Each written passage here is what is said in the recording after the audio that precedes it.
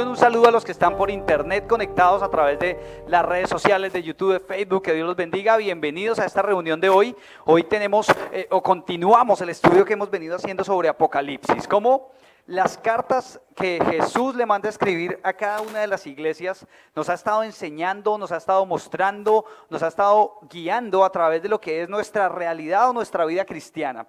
Muchas veces tenemos un problema y es que somos incoherentes entre lo que hacemos, lo que pensamos y lo que decimos. ¿A cuánto les pasa eso a veces?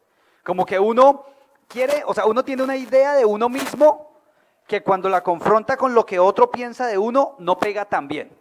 ¿Sí o no? O mejor dicho, yo tengo un concepto de mí diferente al que otros ven en mí o incluso diferente al que yo mismo en algunas ocasiones entiendo que está pasando en mi vida. Y esto no es que seamos bipolares, ¿no? Ni nada de eso, a veces nos excusamos de esas cosas. No, realmente es que es nuestra condición humana. La enseñanza de hoy se basa en la última de las 7 cartas a las iglesias, que es la carta que Jesús le dirige a la Odisea.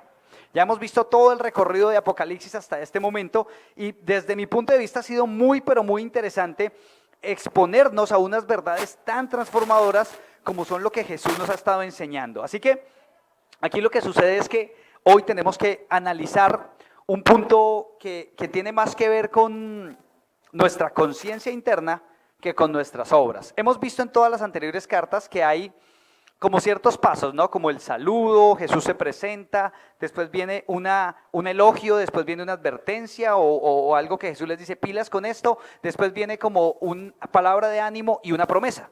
Bueno, en esta carta no hay elogio, o sea, en esta carta solo hay corrección. Y uno diría, uy, qué susto, ¿sí o no? Porque hemos visto que Jesús es el ser más poderoso del universo. Y ese Jesús, ser más poderoso del universo, hoy nos va a mostrar cómo es que Él corrige a los que ama. Y entonces yo acá puedo hacer una pregunta de esas que me gusta hacer a mí, ¿no? ¿Cuántos de los que están acá creen que Jesús los ama? Levante la mano, brinque, espeluque, se haga algo. O sea, ¿usted cree que Jesús lo ama? Excelente, ¿sí o no? Bueno, entonces hoy va a aprender qué significa eso. ¿Bien? O sea, espero que, voy a volver a preguntar y quiero que me contesten así, uy, los que están por redes sociales, que manden un mensaje, levanten la mano, hagan algo, porque más adelante voy a volver a preguntar, ¿no? Entonces vamos a ver cómo cambia. Entonces, ¿cuántos creen que Jesús los ama? Excelente, así es, muy bien, más adelante vamos a ver qué significa eso. Así que acompáñenme a leer el título de la enseñanza de hoy. ¿Qué dice ahí? A pesar de mí. A pesar de mí, Dios me ama.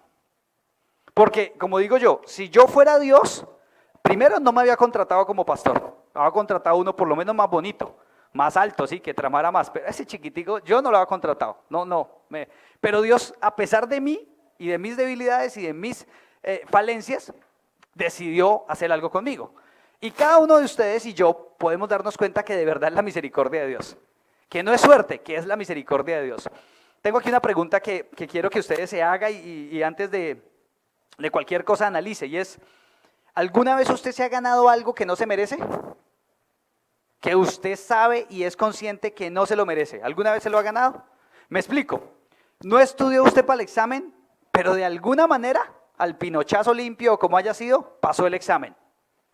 Y después de que usted le llegó el resultado, usted dice, uy, me lo gané, pero como que allá una vocecita interna, el Pepe Grillo de su cabeza le dice, no se lo merece. ¿Le ha pasado? Les voy a traer un recuerdo más interesante allí con respecto a esto de ganarse algo que no se merece. ¿Alguna vez le pegaron por culpa de uno de sus hermanos? ¿O por culpa de un primo? ¿O por culpa de otro compañero del colegio?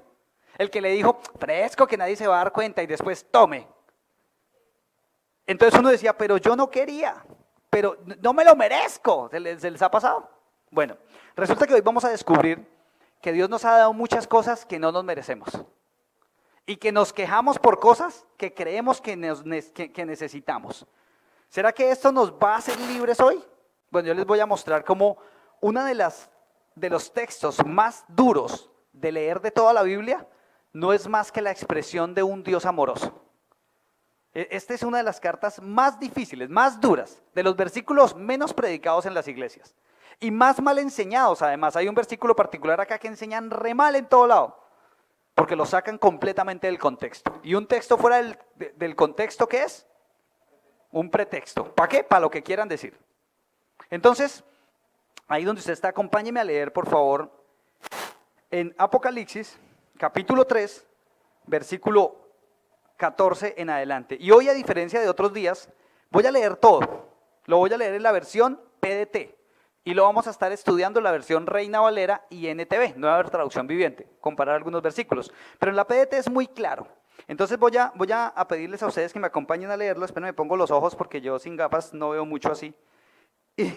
Y voy a leerlo, ¿listo? Entonces voy a leer en la PDT. Dice, escribe esto al ángel de la iglesia de la Odisea. Esto dice el amén, el testigo fiel y verdadero, el que dio inicio a todo lo que Dios creó.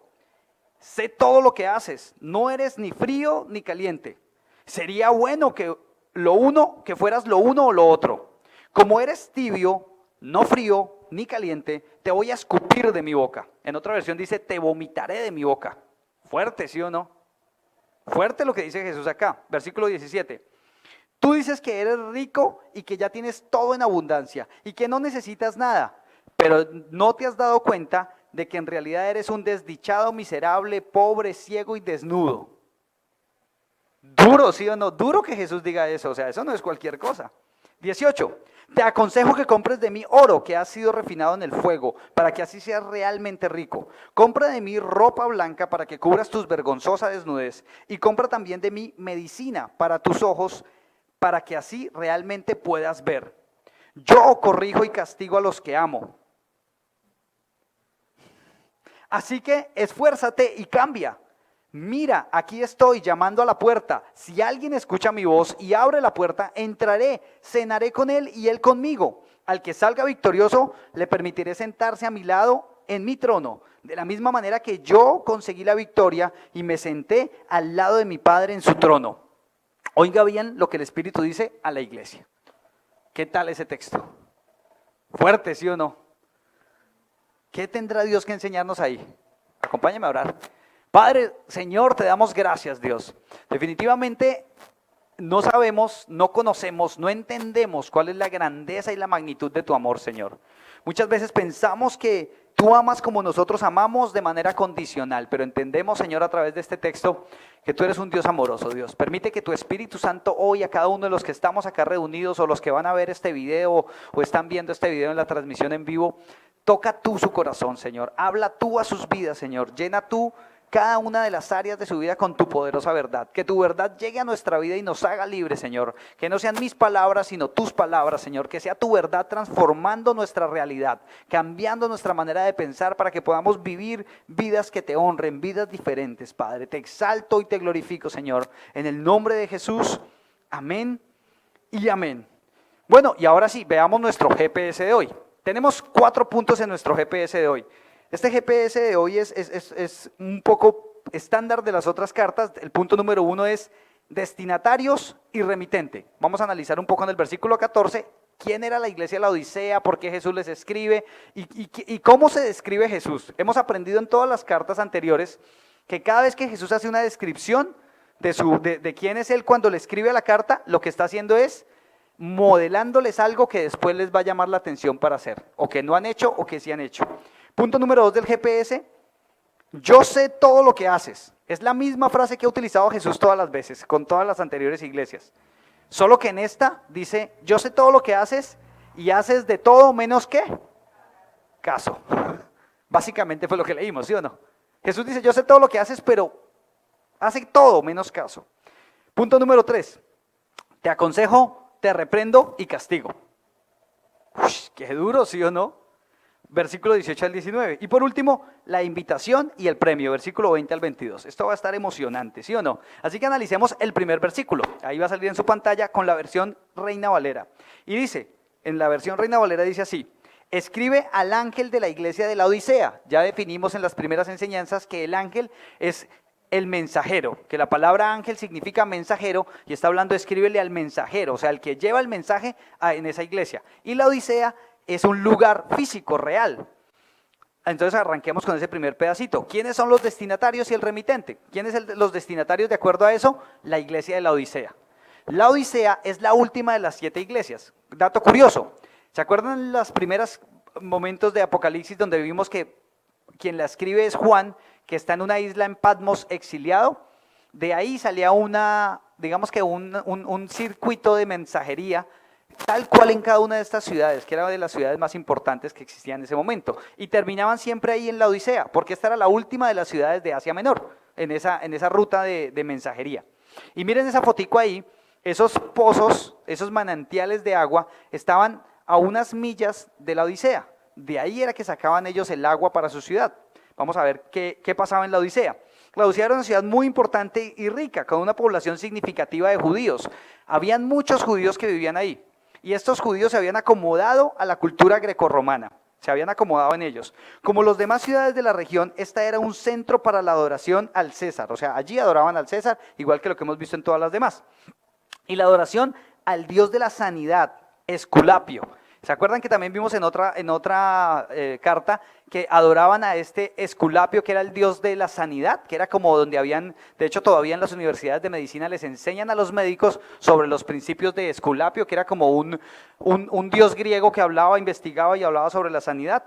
Ellos tenían también adoración en ese dios, o sea, eran casi que como una suerte de ciudad llena de hospitales, ¿sí? O sea, la gente se enfermaba y quería ir a esa ciudad, porque aparte también iban de paso a los baños termales, y en esa época creían que ir a esos baños termales y bañarse allí con esa agua caliente que estaba en medio de la montaña, les traía sanidad a su cuerpo. Y pues seguramente si iba un viejito con artritis y se metía en el agua caliente, seguramente se le quitaba, pero eso creían en ese tiempo. Esculapio, bueno, había un famoso templo o un templo para este dios en la Odisea, y había una escuela de medicina que era muy famosa. De hecho, la Odisea era muy famosa porque vendía un ungüento que sacaban del corilio, que era como una matica, para los ojos. Y este ungüento era como un ungüento que casi que la gente consideraba mágico, para que la gente se le limpiaran los ojos y vieran mejor. En el año 60, la Odisea fue devastada por un terremoto, imagínense. Y la gente de la ciudad tenía tanto dinero que le dijo a Roma, no, ¿sabe qué? No quiero que usted me dé plata, nosotros nos solucionamos solitos, nos reconstruimos solos. Imagínense, tremendo, ¿sí? O sea, tenían plata. Un historiador dice que la Odisea se levantó de las ruinas por su fuerza, por sus propios recursos, sin la ayuda de los romanos. Impresionante, ¿sí o no? Porque Roma era el imperio. Por último, para ver cosas de la Odisea y entender un poco el contexto de la gente de la Odisea, uno de los problemas era que no tenían suministro de agua. Cualquier parecido con Santa Marta no es pura coincidencia. No tenían agua potable en la Odisea. Era una ciudad que por su ubicación no tenía agua potable, y estamos hablando del año 60 después de Cristo. Esta ciudad tenía que comprarle el agua a esta otra donde estaban los baños estos termales. Esa ciudad se llamaba, se me perdió el nombre, Hierápolis. Ellos tenían que comprarle el agua a Hierápolis, entonces tenían un acueducto que traía el agua, pero como eran aguas termales, estaban con unos químicos y unas sales, y cuando llegaba el agua a la Odisea, tenían un problema. Como allá salía el agua caliente y venía de los pozos esos de las termales en los tubitos, llegaba sedimentada, como la de acá, y llegaba caliente, tibiecita. ¿Usted ha abierto la llave del lavamanos en Santa Marta al mediodía? ¿Cómo le sale el agua? ¿Caliente o hirviendo? Dos climas, ¿sí o no? Usted escoge, ¿cómo la quiere? ¿Caliente o hirviendo? Depende de la hora. Pero hirviendo, bueno, allá salía el agua tibiecita también, a cualquier hora. Habían ciudades cercanas que traían el agua de la montaña. Hagan de cuenta aquí Bonda, que le llega el agua desde de la sierra.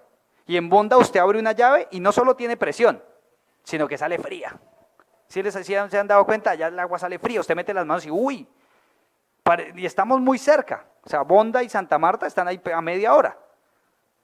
Y aquí no tenemos agua, viene de un acueducto, y allá viene de la montaña y llega fría. Más o menos lo mismo pasaba en la Odisea, con la gran diferencia que en esa época, si un enemigo sitiaba la ciudad y les bloqueaba el acueducto, prácticamente los destruía. En nuestra época ya no pasa eso, gracias a Dios, pero en esa época era muy crítico no tener fuentes de agua propia como ciudad. ¿Qué pasaba entonces? Que la Odisea se acostumbró, o la gente de la Odisea, a llevársela bien con todo el mundo. ¿Sí? Todo bien, no peleó con nadie, porque como eran vulnerables, porque no tenían protección física como murallas o cosas de esas como ciudad, y tampoco tenían acueducto propio, pues dependían mucho de sus relaciones con los vecinos. O sea, la Odisea, todos eran políticamente correctos. Normalmente no buscaban comprometerse ni pelear con nadie. ¿Listo? Más o menos ese es el contexto de la Odisea. ¿Qué podemos entender de esto? Que esa agua tibia no servía para tomar, tenían que hervirle, hacerle un poco de procedimientos y filtros con piedritas para poder tomar, pero adicional tenían que hervirla y dejarla enfriar. Tenemos que entender que en esa época no habían neveras. ¿Cómo dejaban enfriar el agua? Enterraban vasijas de barro en la tierra y ponían el agua después de hervirla y limpiarla del sedimento en esas vasijas para poder tomar agua fresca. Pero en los otros pueblos que tenían agua de la montaña, pues de donde llegara, así tomaban y era muy fresca. Entonces imagínese usted vivir en la Odisea y estar en verano. Tremendo, ¿sí o no? Bueno, a eso es una referencia interesante porque Jesús lo va a usar más adelante. Claro, ¿quién era la Odisea? Entonces, económicamente eran estables, no peleaban con nadie, se la llevaban bien con todo el mundo, tenían un problema de agua porque les llegaba tibia y sedimentada, pero tradicionalmente no solo tenían dinero, sino eran orgullosos, porque le dijeron a los romanos, no necesitamos su dinero, nosotros podemos solos. O sea, ¿eso qué me muestra de la cultura general? Que eran orgullosos, ¿sí o no? Bien, hasta ahí dejamos el contexto de la iglesia de la Odisea. O sea, la gente de la iglesia de la Odisea vivía ¿en dónde? En esa ciudad. O sea, más o menos ese fue su contexto también en el que creció. ¿Qué sigue diciendo el texto? Entonces el versículo dice, he aquí el amén, el testigo fiel y verdadero, el principio de la creación de Dios dice esto. O sea, la primera parte, ¿quiénes eran? La Odisea, ya describimos. La segunda parte, ¿cómo se describe Jesús? La primera palabra que él usa para describirse es ¿cuál? El amén. Y el amén es como usar amén como un nombre, ¿sí o no? Porque casi que los cristianoides de hoy en día usamos amén como una muletilla. Entonces hay gente que dice cualquier cosa y la gente toda emocionada que grita amén y ni entendió qué dijo el predicador. Pero Jesús está diciéndolo conscientemente, no lo está diciendo de una manera ahí descuidada. El amén significa así sea hecho. O sea, es algo que va a pasar, eso significa amén. Amén es lo firmo porque sé que eso va a pasar. Ese amén, 2 Corintios 1:20, dice así, porque todas las promesas de Dios son en Él, hablando de Jesús, sí, y en Él, amén. En Isaías dice que Dios es fiel y verdadero y Él es el amén. En el Antiguo Testamento también referente el amén como el nombre de Dios, como el así sea, el que dice y pasa. O sea, Jesús está diciendo, yo soy el invariable, el que dice algo y va a pasar. O sea que básicamente lo que dice esa descripción es que Jesús es la personificación de la afirmación de la verdad de Dios. ¿Sí me hago entender? Cuando Él lo adjudica como un nombre propio, lo que está diciendo es, yo soy el amén hecho carne. Sí, o sea, yo soy la verdad de Dios andante, la verdad de Dios, la afirmación de que si Dios dice algo pasa, soy yo. Claro la descripción que está dando Jesús de sí mismo, después dice, el testigo fiel y verdadero, y esto tiene otra connotación en el Antiguo Testamento con Isaías. Pero aparte de eso, si se acuerdan lo que leímos ahorita de la Odisea, dice que ellos creían una cosa de ellos, que decían, tenemos dinero, no necesitamos nada, pero Jesús les dice, pero no se han dado cuenta que no son más que unos como Shakira, ciegos, sordomudos y de todo, descalzos, desnudos, de todo. Pero Jesús antes de decirles eso, porque ojo que este es el primer versículo, el versículo 14, lo que les está es modelando. ¿Quién? Que Él es fiel y verdadero. O sea, que Él no está diciendo algo que no es. Que Él no está tratando de aparentar algo que no es. Él está diciendo, yo soy fiel y verdadero. Y testigo, recordemos que también lo hemos visto, es la palabra martos, que viene de mártir. En la época de Cristo, y debería decirlo hoy mismo nosotros, cuando en Hechos dice, y serán mis testigos, lo que está diciendo es, serán mis mártires. Y un mártir es aquel que está dispuesto a entregar su vida por una causa. Y de una u otra manera todos somos mártires, ¿sí sabían? Por ejemplo, la persona que toda la vida trabaja en la misma empresa y dedica los mejores años de su vida a esa empresa, fue un mártir de esa empresa. ¿Por qué? Recuerden el significado. Entregó su vida por esa empresa. Como el papá o la mamá que renuncia a sus sueños y a su vida para criar a sus hijos. Y dice, no, es que mi felicidad son mis hijos, yo lo que sea, yo renuncié a todo por ellos, o sea, ¿se volvió qué? El mártir de sus hijos. Porque renunció a ella o a él por causa de sus hijos. ¿Tiene sentido el significado? Bueno, entonces Jesús lo que está diciendo es, yo soy el mártir, el fiel y verdadero. Yo soy el verdadero, el que entrego mi vida por una causa. Ahora, ¿usted por qué está entregando su vida? Y si su vida es tiempo, ¿en qué está gastando su tiempo? Porque es allí donde está entregando su vida. Y les voy a hacer un ejemplo clarito. ¿Todos tienen reloj? ¿Todos tienen celular? Bueno, el que no tiene reloj tiene celular, mínimo, ¿sí o no? ¿Todos tienen zapatos? Sí, listo. Eso que usted tiene, el reloj, el celular, los zapatos, el carro, lo que sea, costó, según usted, plata, ¿sí o no? Pero yo se la voy a cambiar. Eso no costó plata. Eso le costó tiempo a alguien. Alguien invirtió su tiempo en ir a trabajar y que cambiaran su tiempo, ¿por qué? Por plata. O sea que cuando usted coge el celular que le acaban de comprar sus papás y se le cae y lo rompe, ¿qué acabó de hacer? Desperdiciar la vida de su papá. Porque su papá invirtió tiempo, que es su vida, en conseguir dinero para comprar eso. ¿Tiene sentido? ¿Cuánto tiempo de vida le costó a usted comerse lo que se comió esta mañana? ¿O le costó a alguien más? ¿Sí me hago entender? Lo que Jesús está diciendo es, Él es fiel, verdadero, Él entiende lo que está diciendo y Él está modelando antes de corregir los errores. Porque más adelante va a decir, ustedes no son ni fieles ni verdaderos.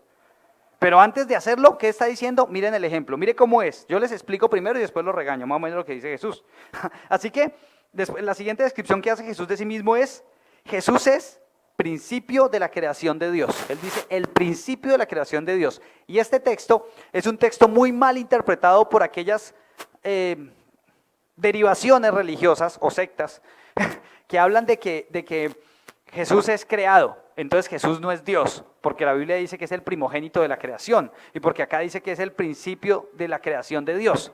Pero cuando vamos a la palabra original en el griego que utiliza aquí y la palabra que se utiliza en arameo, ese principio significa, o la palabra griega es arche, que es soberano, fuente u origen.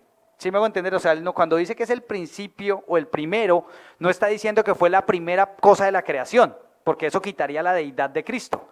Y muchos, por ejemplo, los llamados Jesúsolos, que piensan que el Espíritu Santo, que no sé qué, no creen en la Trinidad porque malinterpretan textos como este. Hay que llevarlo a entender. Venga, busquemos la palabra original. La palabra que significa es soberano, fuente u origen. O sea, lo que Cristo está diciendo es, de mí se desprendió todo. Juan 1:14 dice, porque por Él y para Él fueron hechas todas las cosas. En el principio era Dios, era el Verbo y el Verbo estaba con Dios. Y todas las cosas fueron hechas por Él. Y usted lee Génesis y dice que Dios dijo y fue hecho. Y el verbo es la palabra, ¿sí o no? O sea, Jesús lo que está diciendo es, yo soy el que originó todo. Todo lo que usted es y lo que usted tiene salió de mí. O sea, yo entiendo lo que usted tiene y sé por qué salió de mí. Ahora, entendiendo el remitente y los destinatarios, vayamos al segundo punto, que es, yo sé todo lo que haces y ¿qué? Ayúdeme a leer lo que sigue. Y haces de todo menos caso, básicamente lo que Jesús dice. ¿Alguna vez le dijo así su mamá? Es que usted no hace caso. Bueno, a mí me dijeron muchas veces así. Pero mire lo que dice el versículo 15. Jesús, versión Reina Valera, dice, yo conozco tus obras, que ni eres ni caliente. No eres frío, no eres caliente. Ojalá fueras frío o caliente. O sea, lo que Jesús está diciendo, tome una decisión. O es o no es. Porque ni es una cosa ni es la otra. O sea, Jesús y entendiendo lo que les explicaba del agua, lo que Jesús les está dando a entender a esta gente es, ustedes no son caliente como el agua en las termales, que sana, pero tampoco son fríos como el agua en la montaña, que refresca. Ustedes son tibios. Tremendo, ¿no les parece? Ahora la pregunta es, apliquemos eso a nuestra vida. ¿Yo soy frío y refresco la vida de las personas? Esas personas que están agobiadas, cansadas y se acercan a mí y de pronto sienten un fresco y dicen, wow, gracias al consejo, ¿les pasa? ¿Son eso ustedes? ¿O es todo lo contrario? ¿O son el agua tibia que, uy, tengo una sed y le pasan el vaso de agua tibia y... ¿O son calientes y entonces la persona, no sé, tiene frío y usted le da una agüita de panela caliente y se la toma y, uy, gracias, qué rico, me quitó el frío? ¿O es tibio? ¿Alguna vez usted tiene ganas de un tinto así súper caliente y de pronto le pasan el tinto medio frío? ¿Cómo le sabe? Tremendo, ¿sí o no? O sea, el ejemplo que Jesús da es muy preciso. El tema es que, ¿cuántos tibios hay dentro de las iglesias? Que ni son calientes, que sanan ni restauran, ni son fríos que refrescan y ayudan. Son ahí, son el típico cristiano evangeloco que ya vamos a analizar más adelante. Esto me gustó, lo encontré en la versión NTV, Nueva Traducción Viviente, y me gustó. Dice esto el mismo versículo en la versión NTV, dice: estoy enterado de todo lo que haces y sé que no me obedeces del todo, sino solo un poco. Eso es más claro, ¿sí o no? O sea, ¿qué está diciendo Jesús? Que no me obedece todo, que me obedece solo un poquito. ¿Alguna vez su hijo les dijo eso? No sé, un ejemplo clásico, o usted como hijo, lo mandaron a arreglar el cuarto y usted vio el cuarto desordenado, pero entonces a usted, desde su perspectiva del mundo, usted cree que el desorden es solo sus calzoncillos botados al lado de la cama, y va y lo recoge, y recoge las medias, y ya, para usted ya quedó ordenado, y de pronto llega su papá o su mamá y dice: no lo mandé a ordenar el cuarto, y usted ¿qué dice? Pero ya lo ordené, ya no están los calzoncillos ahí, ¿sí o no? Y uno dice: venga, y no ve el vaso que está ahí botado, y no ve el saco que tiene por allá, y abre uno el armario y está toda la ropa así como si la hubieran embutido ahí después de una pelea, y mire esa ropa ahí, eso, porque el estándar de orden es diferente de la mamá a del adolescente, ¿sí o no? Bueno, aquí está diciendo Jesús lo mismo.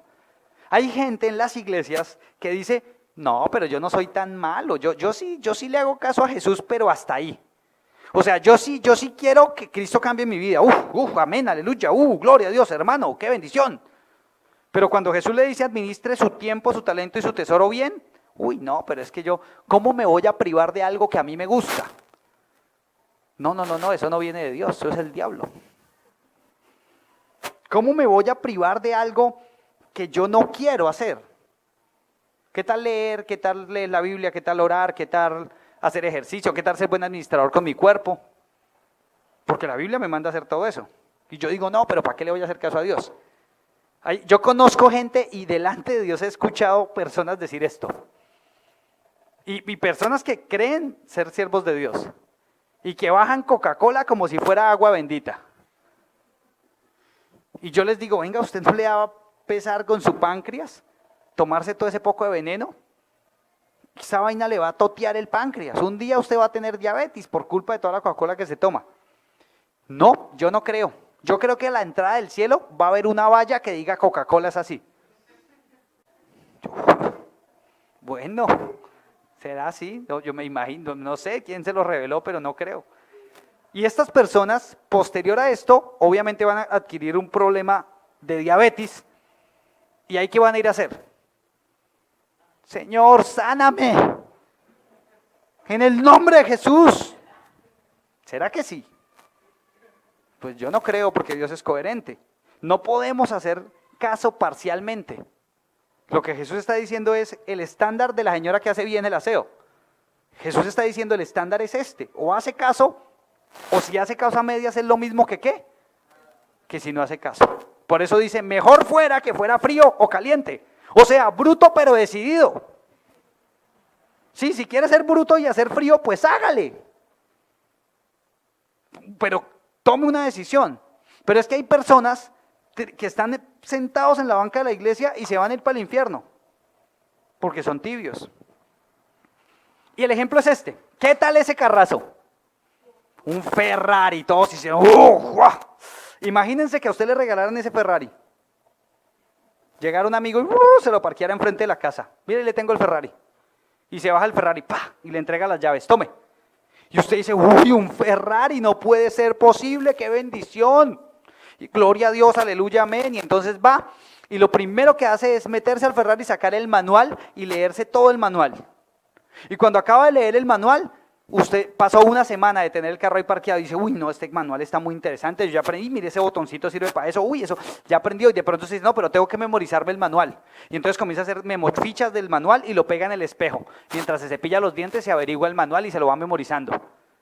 Pero pasa otra semana, lleva 2 semanas y no ha aprendido el carro. Y de pronto los vecinos comienzan a ver ese carro ahí. ¿Cuándo vamos a escuchar el motor de ese carro? ¿Pero qué vecino? ¿Cuándo lo va a aprender? No, ya es que estoy memorizándome el manual.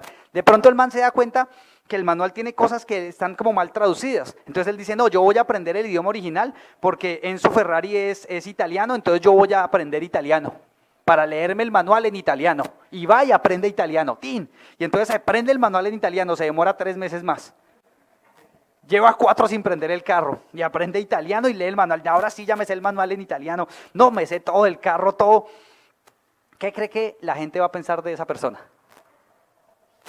Bobo, ¿sí o no? ¡Pa! ¿Qué le pasa? Bueno, porque no tiene una experiencia.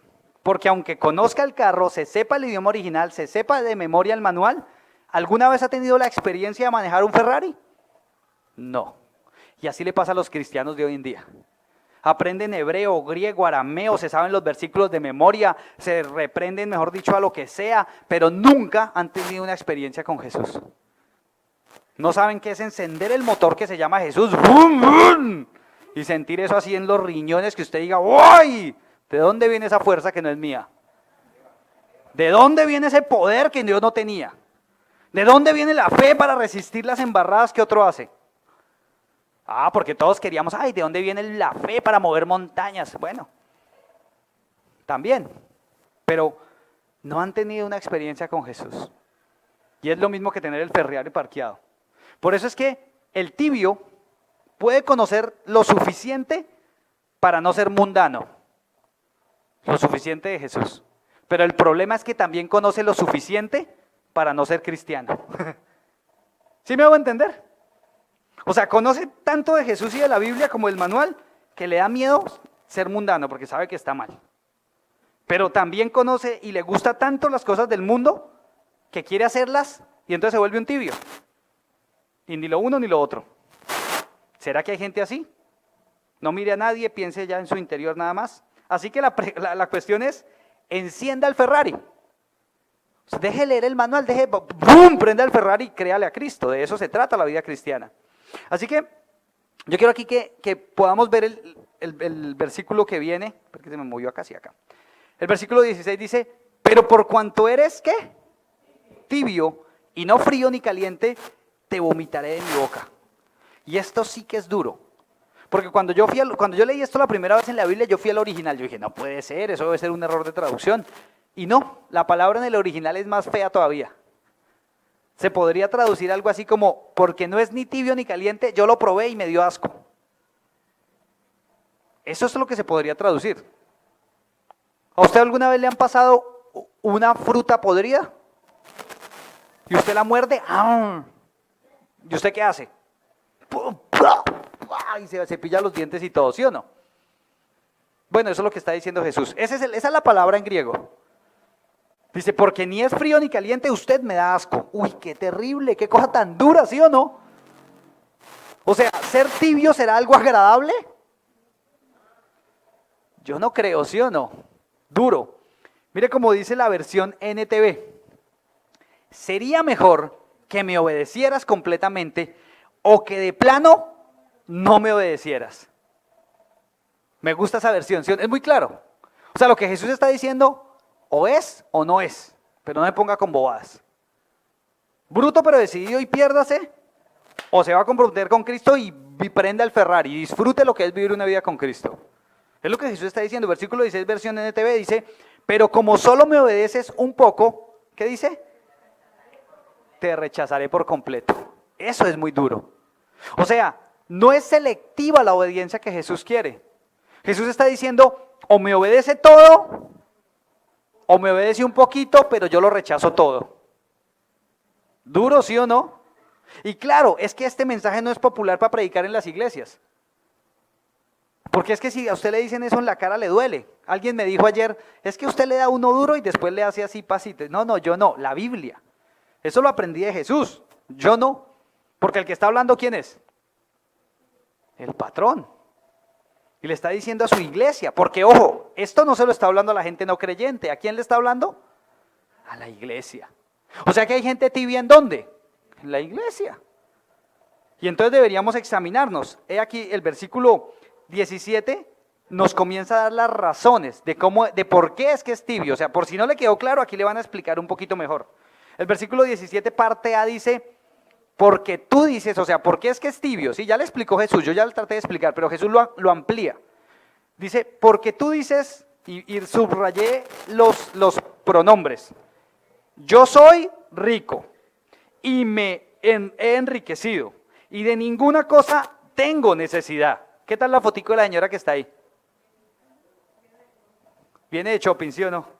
Y ella que viene de shopping, ¿en quién está pensando?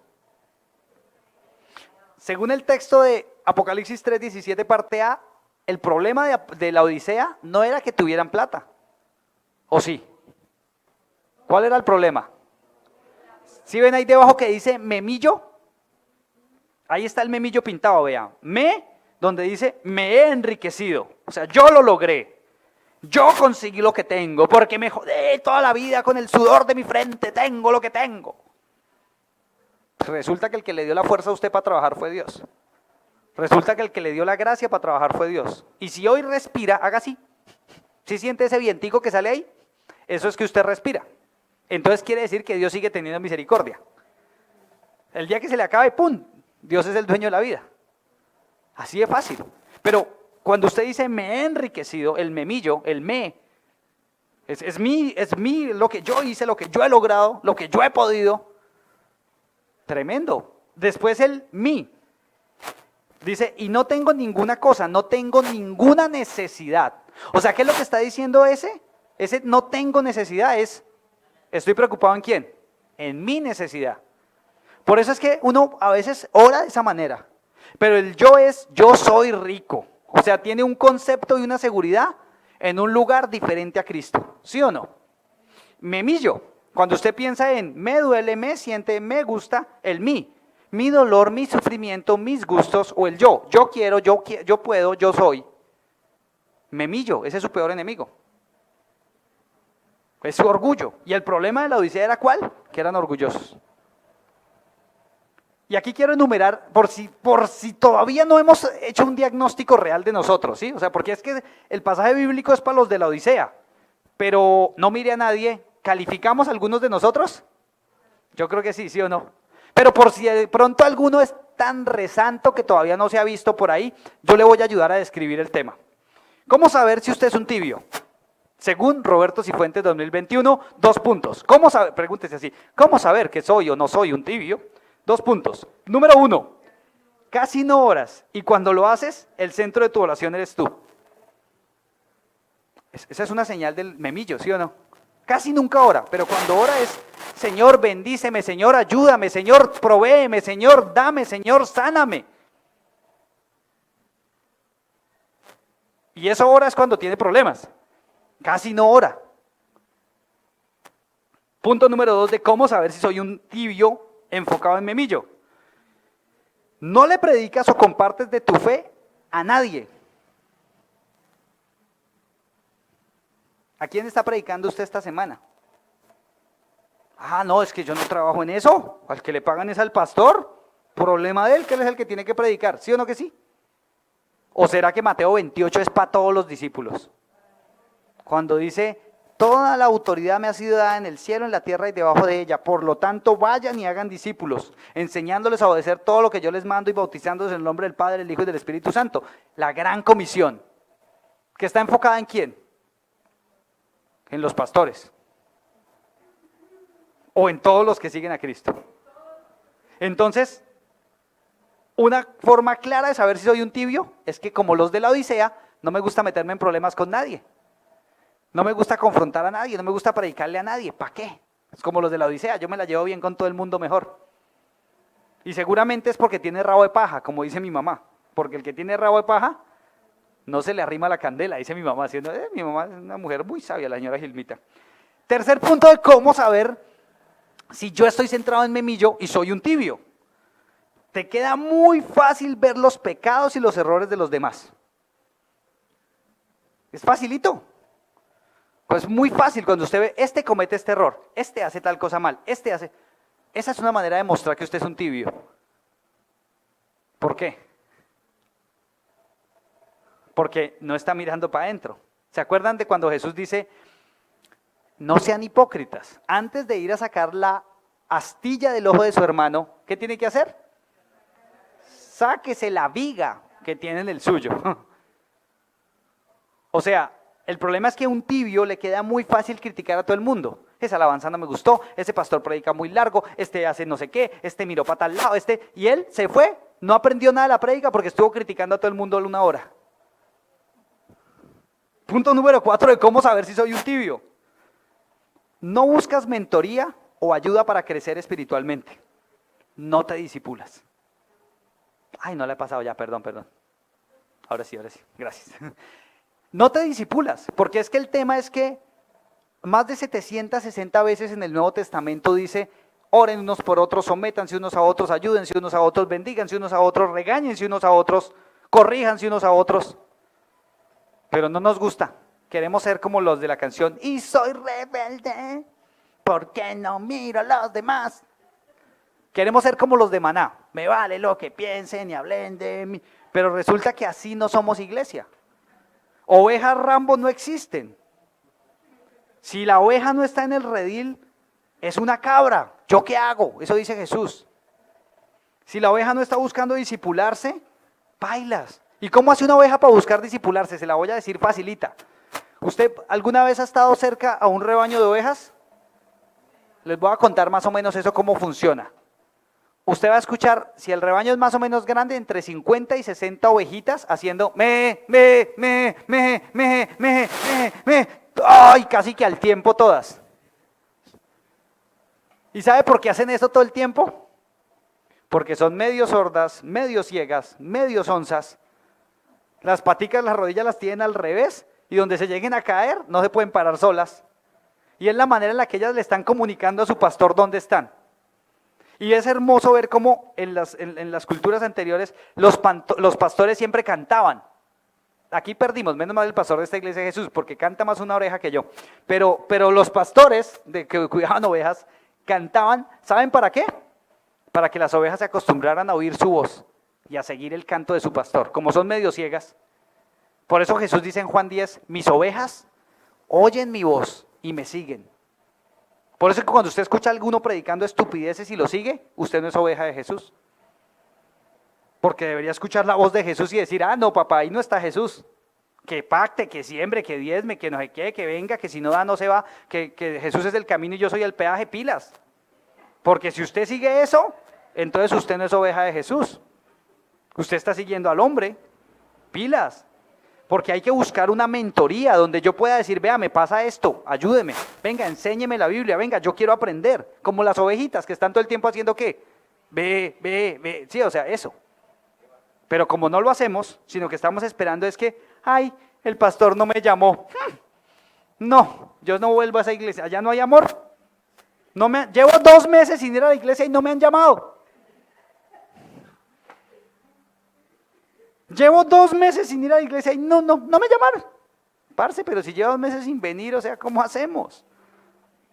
Si hay otras que sí están bramando por ayuda. Así de sencillo. Punto número 5 para ver si soy tibio. Usualmente sientes que las personas no te entienden, que no entienden tus motivos, aunque tú casi siempre sabes cuáles son los motivos de otros. Esa es una señal, pero así, del tibio. El tibio dice, es que a mí no me entienden, es que a mí no me comprenden. Esa no era mi intención. No, yo no quería decir eso, yo no quería hacerla sentir, pero lo dijo, pendejo, pida perdón. O sea, no, es que esa no era mi intención, pero él o ella está seguro de que el otro tenía la intención de hacer esto y lo asegura así. O sea, él dice o ella, a mí no me entienden, a mí no me comprenden, el otro esa no era mi intención, sí, o sea, nadie lo entiende. Pero él está completamente seguro de que usted hizo eso porque usted quería que yo pensara, que yo dijera, porque usted pensó que... Señal clásica de un tibio, ¿sí o no? Porque está parado ¿en dónde? En memillo. ¿Es clara la idea? Ahora sí, mire, si Jesús explicó 2 veces y aparte yo hice una pequeña descripción de lo que es si soy tibio, todos tendríamos que examinarnos y decir, ¿será que somos tibiecillos en alguna cosa? No sé. Pero aquí la confirmación por si las dudas, o sea, llevamos ya 3 cosas, sí, o sea, por si de pronto usted todavía tiene alguna duda, ¿listo? Jesús mismo dice en el mismo versículo 17, parte B, y no sabes que tú eres, o sea, antes dijo, se cree rico, que no le falta nada, que para las que sea, y Jesús dice, pero no sabe, o sea, no se ha dado por enterado usted todavía, que eres un ¿qué? Desventurado, miserable, pobre, ciego y desnudo. O sea, Shakira le quedó boba. Shakira solo era sorda, ciega y muda, pero este es peor, este es desventurado, miserable, pobre, ciego y desnudo. O sea, Shakira pies descalzos, pero este está en peloto. O sea, Jesús está diciendo, usted no se ha dado por enterado que lo que usted cree de usted no es real. Lo que realmente usted es esto.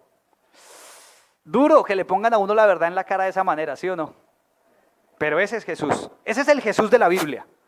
O sea, el Jesús de las películas de Semana Santa no solo me cae mal, sino que es irreal. El que sale con el pelito así y se le mueve así con el viento y mira a los apóstoles y les dice, oh, síganme, discípulos amados. O sea, ese Jesús no existe, parce. Jesús no es bobo ni habla como bobo. El Jesús de la Biblia es este Jesús, que le dice a la gente, no se hagan los bobos, sean fríos o calientes, pero no sean tibios. Jesús es este Jesús el que les dice, o sea, usted cree que es una cosa, pero la verdad es que usted es otra. Esta es la verdad. Es el mismo Jesús que en Juan 8 dice, conocerán la verdad y la verdad los hará libres. Yo lo que no entiendo es por qué hoy en día, si ese versículo de Juan 8 es tan claro, hay tanta gente haciendo filas en las iglesias para que el super ungidísimo superpastor Goku Saiyajin, que tiene poderes y vota a la gente, pastor, óreme para ser libre. Ay, o sea, a mí me provoca coger la Thompson y o sea, ¿qué les pasa? Usted no necesita que nadie lo ore, usted necesita conocer la verdad que está en la Escritura, hacerle caso y entonces Jesús lo va a hacer libre. Pero el problema es que no nos gusta, porque es más fácil que el pastor me ore, ay, que yo sienta electricidades y ya, yo supuestamente soy libre, pero no es cierto, eso es una mentira, es un engaño. Por eso es que la gente allá afuera, la razón número uno por la que la gente no va a las iglesias es porque dice que los cristianos son unos hipócritas. ¿Y por qué? Porque dicen ser una cosa que no son, como los de la Odisea. Fuerte, ¿sí o no? Jesús, después de que nos aclara eso, o sea, Jesús está diciendo, su concepto de usted mismo no es coherente con sus hechos o con su manera de vivir. Yo les pregunto, Jesús nos dijera hoy a usted y a mí, yo sé todo lo que haces, ¿qué nos diría? No responda, no mire para ningún lado, solo respóndase usted mismo allá. ¿Qué le diría Jesús hoy a usted? Porque esa es la pregunta que tenemos que hacernos. Porque este Jesús que le está preguntando a la Odisea, un día le va a preguntar a usted y a mí. Yo conozco lo que haces. ¿Y qué eres? Pobre, miserable, ciego, desnudo y todo eso. Ahora, recordemos, ellos tenían dinero, tenían un ungüento casi mágico que curaba los ojos, vendían en la Odisea, vendían un hilo y un algodón muy fino con el que hacían capas y abrigos. Y entonces ellos eran, eran de shopping, eran de moda, ya tenían la última colección de verano, invierno en el 2000, en el año 60 después de Cristo. Y Jesús les dice, están desnudos, son ciegos, son pobres, o sea, su dinero no sirve para nada, son unos miserables, son unos desventurados. Es terrible esa condición espiritual. Ahora vamos al tercer punto, dice, yo te aconsejo, ayúdame a leerlo. ¿Cómo dice ahí? Yo te aconsejo, te reprendo y te castigo. ¿Cuántos quieren que Dios? Voz apostólica profética, para ver si se emocionan. Dice Jesús, yo te aconsejo, te reprendo y te castigo. Eso es fuerte, pero ese es el Jesús del que yo me enamoré hace 21 años. El Jesús de verdad, ese, el macho, el alfa, el que dice, papá, yo soy el alfa y la omega. Ese. No el que es, ay, no, qué pena predicarle esto a los hermanos, después no vuelven. Pues no vuelvan, porque ¿qué hacemos? Si no les predicamos la verdad, se pierden. Yo prefiero que no se pierdan y que sean fríos, brutos pero decididos, o que sean calientes y conozcan al Jesús de la verdad.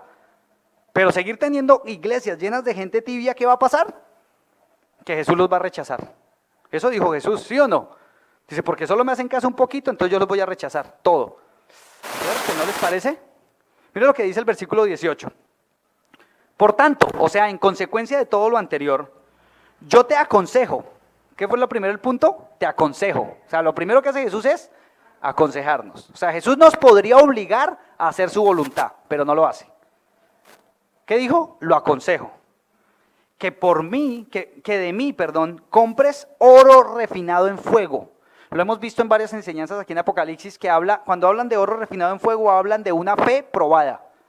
En Primera de Pedro, en Santiago, hablan de que la fe y Jesús en una parábola habla de que de acuerdo con lo que usted construya va a ser probado por el fuego de las pruebas y ahí vas a ver si era oro, hojarasca, palitos, punticos, rayitas, sobre qué construyó. Cuando Jesús dice compren de mí oro refinado en fuego, está hablando de una fe probada. Después dice, y esto me encanta, ahí está subrayado 3 veces, ¿para qué? O el para, y esto tiene un sentido, ya les voy a decir por qué. Dice, compra oro refinado para que seas rico. La primera cosa que le dijo era que eran unos pobres desventurados, miserables, ¿sí o no? O sea, para que deje de ser un miserable desventurado, ¿qué tiene que hacer? Venir y comprar una fe probada, para que sea rico. Y vestiduras blancas para vestirte. ¿Se acuerda que eran desnudos? Para que se vistan, ¿qué tienen que venir a comprar esas vestiduras blancas? ¿Se acuerdan capítulo 1 Apocalipsis que estudiamos que representan la santidad de Dios? O sea, purifíquense de lo que usted ya sabe que está mal. Deje de hacerlo. Y que no se descubra la vergüenza de tu desnudez. Y esa vergüenza de la desnudez representa la desobediencia. ¿Se acuerdan que les leímos también en el capítulo, en la sesión 3 les decía que en Génesis 3 las primeras 2 emociones registradas en el ser humano son vergüenza y temor? ¿Cuándo? Después de que pecan. Después de que se obedecen a Dios, Dios le dice, ¿dónde están? Y Adán dice, es que tuve miedo, temor, porque estaba desnudo y me avergoncé, vergüenza. Eso que lo avergüenza y le hace tener miedo a usted, es lo que lo está alejando de Dios. ¿Es claro? Dice, y unge tus ojos con colirio. ¿Se acuerda que ellos venían en un ungüento de colirio? Para que veas, o sea, para que dejen de ser ciegos. Limpien sus ojos para que tengan la perspectiva correcta, para que vean lo mismo que Dios ve, porque ellos veían una cosa que no eran, ¿sí o no? Entonces, hay para 3 veces, ¿sí o no? Y el para, yo siempre digo esto, cuando a usted le pasa algo malo y usted pregunta, ¿pero por qué me pasa esto a mí? ¿Sí? O sea, el típico que monta una fábrica de hielo y se le incendia, ese, o sea, casi de malas. Dice, ¿pero por qué me pasa esto a mí? Ese, cuando pregunta por qué, tiene que mirar hacia dónde, hacia adelante o hacia atrás. Cuando usted pregunta por qué, mira hacia dónde, hacia atrás. Pero cuando usted pregunta para qué, ¿hacia dónde tiene que mirar? Hacia adelante, ¿sí o no? Y acá Jesús está diciendo, venga y compre oro, una fe refinada, busque la santidad, vestiduras blancas, y limpie sus ojos para que vea lo mismo que Dios ve. Tenga una perspectiva correcta. Las 3 para algo. O sea, eso me lleva a mí a esta conclusión poderosa de este versículo 18, y es, Él nos aconseja, nos reprende y nos disciplina, ¿con qué? Con un propósito. Por eso es mejor experimentar y vivir la disciplina de Dios, la corrección de Dios, porque sé que Dios tiene un propósito con eso, que Dios me está enseñando algo. Así que si usted está en la inmunda, financieramente, mentalmente, afectivamente, el área que sea, deje de preguntarse por qué. ¿Qué tiene que comenzar a hacer? ¿Para qué? ¿Qué quieres enseñarme, Dios? ¿Qué necesito aprender? ¿Qué no he aprendido? Y entonces se va a dar cuenta cómo su vida va a comenzar a cambiar. Mire lo que dice el versículo 19. Me encanta este versículo. Espere. Antes de eso voy a volver a preguntar. ¿Cuántos creen que Dios los ama? Bien, ahora sí leamos el versículo. Dice Jesús, yo reprendo y castigo a todos los que amo. ¿Cuántos creen que Dios los ama? Entonces, ¿qué va a hacer Dios con ustedes y conmigo? Reprendernos y castigarnos. Porque un mal papá nunca regaña a su hijo. Un mal papá nunca disciplina a su hijo. Un mal papá nunca deja que su hijo sea responsable. Pero Dios no es un mal papá. Dios no nos recoge el reguero. Si usted rompe, usted arregla. Si usted riega, usted limpia. Lo que pasa es que Dios es bueno y nos va a decir hágalo. Y yo conozco personas que hacen algo equivocado en su vida, van donde Dios les dice, vaya recoja el reguero que yo lo voy a acompañar, pero no quieren ir a poner la cara. Y entonces se van y dan una vuelta así de larga y a los 10 años vuelven a donde Dios, después de haberse metido en otro montón de problemas. Y cuando llegan donde Dios dicen, bueno, y ahora Dios, ¿qué hacemos? Y Dios dice, vaya y recoja el reguero que dejó botado hace 10 años y hablamos. Porque con Dios usted no pasa el curso habilitado.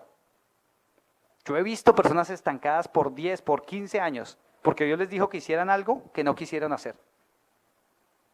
Porque Dios al hijo que ama, reprende y castiga. Punto y coma. Sé pues celoso y arrepiéntate. Y ojo, ojo, porque yo he escuchado gente decirme, sí ve pastor, ahí dice que yo tengo que ser celoso con mi esposa, porque dice que yo tengo que ser celoso. Mire, sé pues celoso. Entonces ahí yo les digo, no haga el oso y lea bien, porque ahí lo que está diciendo es, sea celoso de las cosas de Dios y arrepiéntase de lo malo que está haciendo. Miremos el mismo texto en la versión PDT, mire cómo lo dice. Yo corrijo y castigo ¿a quién? A los que amo. Así que ¿qué? Esfuérzate y ¿qué? Y cambia. Porque es que si fuera fácil, no valdría la pena. Y tuviéramos que los cristianos orar para esperar a que Jesús viniera a hacerlo por mí, pues Dios sería un mal papá. Sería como el papá que le dice al hijo, vaya a lavar la loza, y el hijo se va a jugar, y después el papá va y le lava la loza porque pobrecito el chinito. ¿Será que es un buen papá o es un papá alcahueta? Que solamente está dejando la fórmula para después lamentarse de un hijo vago que lo irrespete. Duro, ¿sí o no? Jesús no es así. Él dice, yo te amo y por eso te corrijo y te castigo. Y tienes tú que esforzarte. ¿En qué? En cambiar. Arrepentimiento significa metanoia. Y la palabra metanoia es cambio de mente. Romanos 12:2, mi texto favorito. Transformen su manera de pensar para que cambien su manera de vivir. Y de esta manera puedan comprobar la buena voluntad de Dios agradable y perfecta para su vida. Mire el mismo versículo, versión NTV. Dice, yo reprendo y corrijo ¿a quién? Dígalo emocionado, a los que amo. Y como a usted Dios lo ama, entonces diga a mí. Dígale así emocionado, diga, Dios me reprende y me corrige. ¡Qué bendición! ¿No? ¿No? O sea, debería, ¿no? Digo yo. Porque yo les voy a contar algo. Yo llevo 16 a 17 años aconsejando personas. Y una tras otra me he dado cuenta cómo un padre ausente causa más heridas que un padre regañón. Por eso, vuélvete a Dios y obedécelo completamente. Esta versión me gusta, ¿sí o no? ¿Qué está diciendo? Regrese a Dios y obedézcalo completamente. Les voy a leer un texto que dice Hebreos 12, 4 al 7. Se lo voy a leer de corrido para ver cómo esto es coherente. El libro de Hebreos dice, en la lucha que ustedes libran contra el pecado, ¿cuántos de acá están luchando contra el pecado? El que no, me dice porque debe estar muerto, para orar por sanidad o algo así. Pero todos luchamos contra eso, dice la Biblia. Pues si el apóstol Pablo, siendo el Batman del Nuevo Testamento, ¿sí? Siendo el Iron Man del Nuevo Testamento, o sea, el apóstol Pablo es el más, ¿sí? Y dice en Romanos 7, miserable de mí, que lo que quiero hacer no hago y lo que hago no lo quiero hacer. ¿Quién me voy a venir a querer yo para decir, no, yo ya estoy sobre el bien y el mal? No, mijo, eso no pasa. Pero bueno, en la lucha que ustedes libran contra el pecado, todavía no han tenido que resistir hasta derramar su sangre, ¿o sí? Nada, es que somos bien llorones. Perdón, versículo 5. Y ya han olvidado por completo las palabras de aliento que como a hijos se les dirigen. ¿Cuántos quieren escuchar las palabras de aliento que Dios le da a sus hijos? ¿Cuántos? Bien. ¿Cuántos creen que las palabras de aliento van a ser, hijo, yo te amo, tú eres un campeón, tú vas a lograrlo, voy a sacar el campeón que hay en ti, Herbalife? ¿Cuántos creen que esas van a ser las palabras de aliento?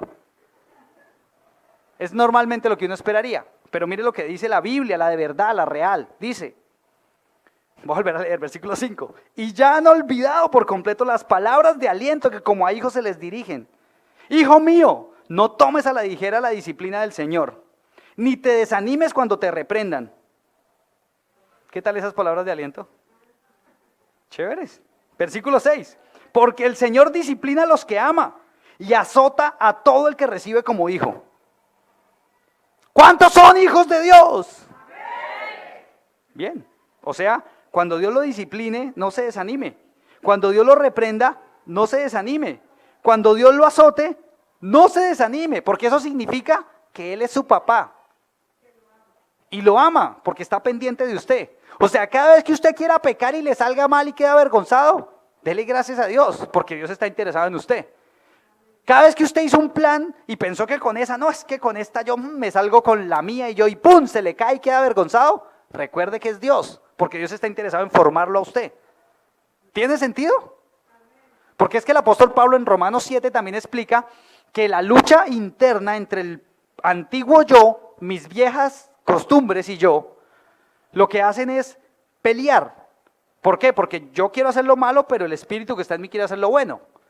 Y es muy diferente con el frío, con el no creyente. ¿Por qué? Porque a ese no le importa, ese hace lo malo y ya. ¿Sí me hago entender por qué es la lucha? Pero Jesús aquí está diciendo, los van a reprender, o sea, esa es la palabra de aliento. Versículo 7 dice, lo que soportan es para su disciplina, pues Dios los está tratando como a hijos. ¿Qué hijo hay a quien el padre no disciplina? Si a ustedes se les deja sin la disciplina que todos reciben, entonces, ¿qué dice? Son bastardos y no hijos legítimos. ¿Cuántos no quieren la disciplina de Dios? Porque si decimos no, seríamos bastardos. Pero porque tenemos la disciplina de Dios, sabemos que somos hijos. Y por eso me debería alentar y me debería animar. Pero si yo hago lo malo y no pasa nada y ni me corre frío por la cara, entonces quiere decir que ¿qué? Que no soy hijo. Fuerte, ¿sí o no? Ese Jesús me cae bien. Punto número 4. La invitación y el premio. Genial, me encanta, porque es que Jesús siempre enseña algo. Este es uno de los versículos más mal utilizados para evangelizar que yo conozco. Y es versículo 20 de Apocalipsis 3. Dice, he aquí, yo estoy a la puerta y llamo. Si alguno oye mi voz y abre la puerta, entraré a él y cenaré con él y él conmigo. Clásicamente en las iglesias evangélicas posmodernas han enseñado que este texto es para decirle al no creyente, Jesús está golpeando en su puerta, ábrale porque Él quiere entrar y cenar con usted. O sea, no. Primero lo sacó todo el contexto, porque este texto es ¿para quién? Para la iglesia. Segundo, Jesús no le está mendigando amor a nadie, porque Él es el Señor Todopoderoso. O sea, Jesús no está, y lo pueden ver en los evangelios, como Jesús dice, tienen que hacer esto, esto y esto, y la gente dice, uy, la enseñanza de este tipo es muy dura, y se van los que lo seguían. Y los discípulos se quedan como, ¿qué hacemos? Y él voltea a mirar a los discípulos y les dice, ¿y ustedes también se van a ir? Y ahí es cuando Pedro dice, no, Señor, ¿para dónde cogemos? Si solo en ti encontramos palabras de vida eterna. Ese es Jesús. O sea, Jesús no es, ay, se me fue la gente. Pedro, ponga a hacer tinto para que no se vayan. No, Jesús no hace eso. Jesús no come de esa. O sea, si se quieren ir, denle. Y voltea a mirar a los discípulos y dice, ¿y ustedes también se van a ir? Otro caso, el joven rico. Maestro, ¿qué tengo que hacer para obtener la vida eterna? Bueno, que no se sabe si era joven, solo dice que era rico. ¿Por qué dicen que era joven? No sé, a la gente que le gusta inventar, porque en la Biblia dice nada más que era un hombre rico. No sé por qué le pusieron edad. Debe ser que el man no ponía la en el Facebook y nadie supo. Pero bueno, lo cierto es que el man dice, ¿qué hay que hacer? Y Jesús le dice, siga toda la ley y los profetas. Y el man le dice, maestro, desde mi juventud. Y si dice desde mi juventud, quiere decir que ya era viejo. Entonces, ¿por qué dicen que era el joven rico? Bien bobos. Pero bueno, Jesús dice, el man dice, desde mi juventud he seguido toda la ley. Y me encanta porque Jesús no lo reprende, no le dice, mentiroso, eso no se hace. No, Jesús ¿qué le dice? Le dice, bueno, entonces venda todo lo que tiene, déselo a los pobres y sígame. Y me encanta eso, porque se dan cuenta que Jesús no dice, venda todo lo que tiene y pacte con el Señor y tráigalo a la iglesia. No, eso no dice Jesús. ¿Jesús qué le dice? Venda todo lo que tiene y déselo ¿a quién? A los que necesitan. O sea, otra vez, pilas con los que creen que ellos son el peaje y Jesús es el camino. Pilas, eso está mal. Pero lo cierto es que Jesús le dice a este tipo, hágale, o sea, sígame. Es lo que tiene que hacer. Y dice que el tipo ¿qué hace? Se entristece y se va. Así, silenciosamente. Y yo no veo a Jesús diciendo, ay, se va a ir el hermano, se va a ir molesto, se va a ir bravo. Yo no veo a Pedro diciéndole, maestro, mire, se va a ir el man, y ese era tremendo diezmador. El man era rico, ¿cómo lo dejamos ir? Yo no veo a Jesús diciendo eso, ¿o sí?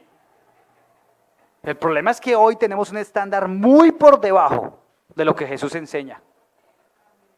Y estamos detrás de un poco de tibios como iglesia. Y por eso es que no es la cantidad, es la calidad de cristianos. Jesús dice, he aquí, yo estoy a la puerta y llamo. ¿A quién le está diciendo? A su iglesia. O sea, ¿qué pailas? Es una iglesia que tiene a Jesús por fuera.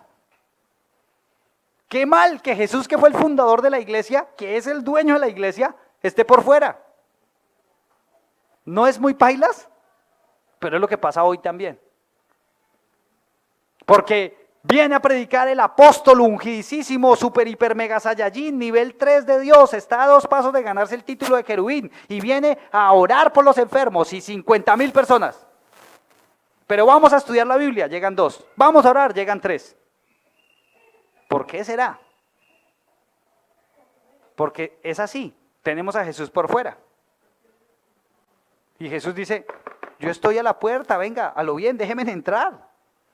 Y le está diciendo a su iglesia. Pero me encanta que Jesús es un éxito, porque siendo el ser más poderoso del universo podía decir, ¡pah! Abran esta puerta que este chuzo es mío. ¿Sí o no? Porque ¿quién es el dueño de la iglesia? ¿Quién fundó la iglesia? ¿Quién dio su vida por la iglesia? Él. Pero Jesús no quiere por las malas. Él dice, venga, a lo bien. Pero él podía decir, quítense de acá que esto es mío. Pero no lo hace. Dice, yo estoy a la puerta y llamo. Y quiero ser amigo. Cuando dice, cenaré con él. Y él conmigo le está diciendo, quiero que tengamos una relación. Quiero que ustedes me conozcan y que yo los conozca a ustedes. Así, como amigos.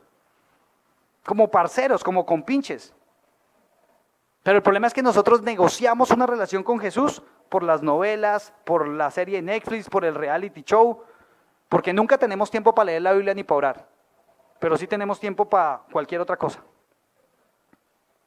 Y Jesús dice, venga, pero yo estoy acá, sigo siendo el jefe. Versículo 21, me encanta esto, al que venciere, le daré que se siente conmigo en mi trono, y ese era el mayor premio para los que iban a la guerra, ¿sí sabían? ¿Se acuerdan las películas de medioevo cuando venían los soldados de la guerra y el general había ganado la batalla? Hacían un festín en la corte del rey y el general se sentaba al lado del rey y ahí estaban todos los soldados y los hombres de confianza. Esa era la posición, o sea, esa era la de foto para el face con el rey, sí, o sea, todos estábamos con el rey. ¿Sí? ¿Por qué? Porque era como el privilegio. Porque son vencedores, le voy a dar. Y cuando dice que somos vencedores, quiere decir que nos va a costar. Que vamos a tener que morir a memillo. Que vamos a tener que dejar de hacer lo que nos gusta. Que vamos a tener que comenzar a hacer la voluntad de Dios a pesar de mí. Porque Él me ama a pesar de mí. Y es que Él dice, el que venciere se sentará conmigo. Tendrá un privilegio que muy pocos van a tener. ¿Cuántos quieren sentarse con Jesús?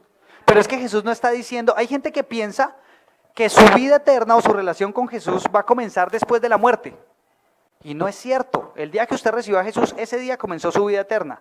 O sea, Jesús no está diciendo, el que venciere un día comerá conmigo. No, está diciendo, yo quiero hoy cenar con usted, vivir con usted, compartir con usted y en la eternidad también.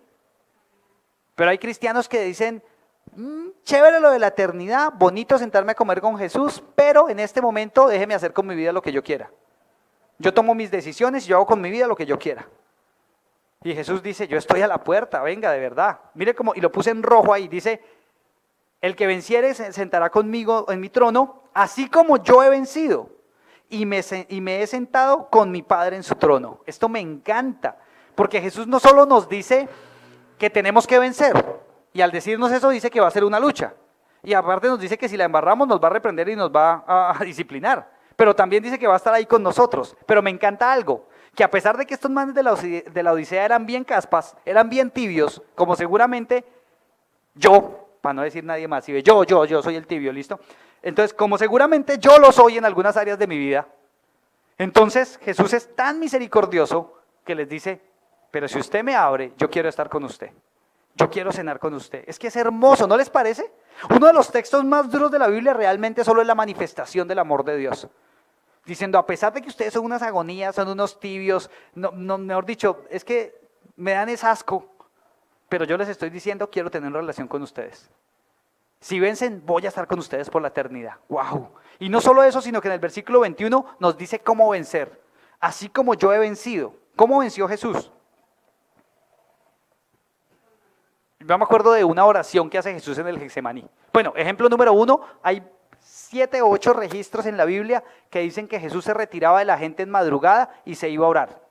Pregunto, si Él es Dios, ¿necesitaba ir a orar? No. Él hizo eso para mostrarnos a usted y a mí cómo hacerlo, para modelarnos el ejemplo. En los evangelios vemos que Jesús en el huerto del Getsemaní está orando y dice: Padre, si es posible, pasa de mí esta copa, pero que sea y no la mía. Que sea tu voluntad y no la mía. Así fue que venció Jesús. Pero nosotros, ¿qué decimos?